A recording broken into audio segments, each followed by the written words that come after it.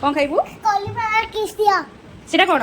सीटा कौन कॉलीफ्लावर किस दियो कॉलीफ्लावर चिप्स कौन कोबी ओहो ताको कोबी की मुझे जानी पारुनी तो इंग्लिश कहूँ कॉलीफ्लावर कॉलीफ्लावर को कोबी कहती हां कोबी चिप्स खाइबू हां आम तो कहूनु मुझे जानी पारुनी सेटा कॉलीफ्लावर किस दियो खाइबू हां खरारे स्कूल रू आसु आसु पुअर डिमांड मामा कॉलीफ्लावर चिप्स खाइबी तो से कॉलीफ्लावर काटिकी चिप्स बनाऊँगी आ बहुत खरा आज तो कहला कॉलीफ्लावर चिप्स खाइबी बनाऊँगी सी कि आ जाने मामा स्कूल रू आसी एत कष्ट से जहाँ भी हो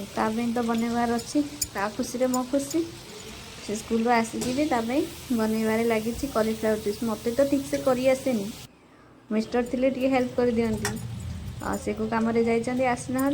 बनईदेली कॉलीफ्लावर चिप्स ता वार्ड रे कॉलीफ्लावर चिप्स आमे कोबी चिप्स को से देखी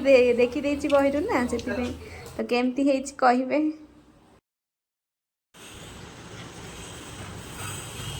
नाई भल लगे टेस्टी केमती टेस्टी एंतिका टेस्टी ना ओके